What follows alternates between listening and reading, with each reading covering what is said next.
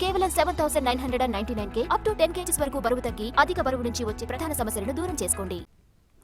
భూముల రీసర్వే కాకినాడ జిల్లా వాసులను ఇబ్బందుల పాల్చేసింది. అప్పటి నుంచి భూములకు సంబంధించి అనేక వివాదాలు నెలకొన్నాయి.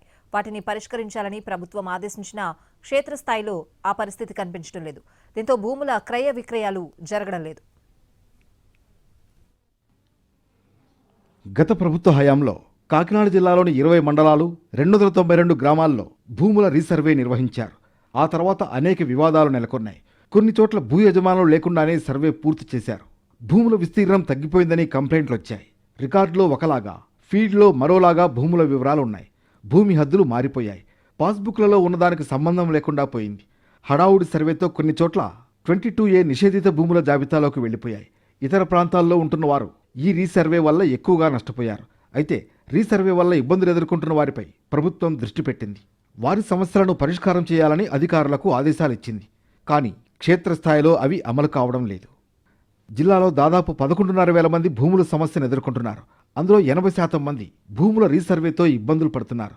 ఇక 22A జాబితా నుంచి భూముల తొలగింపు, LPMల సమస్యలను ఇప్పటి వరకు జేసీలు, కలెక్టర్లు పరిష్కారం చేయడానికి అవకాశం ఉండేది.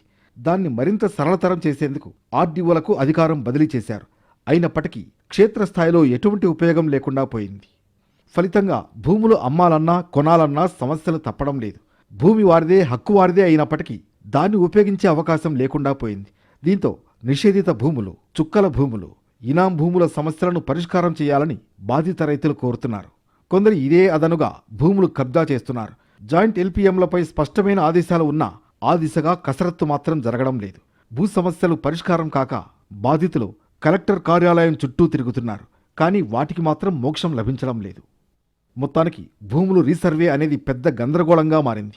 ప్రభుత్వం దానిపై ఫోకస్ చేయాలని చెప్పినప్పటికీ అధికారులు సీరియస్గా తీసుకోవడం లేదు.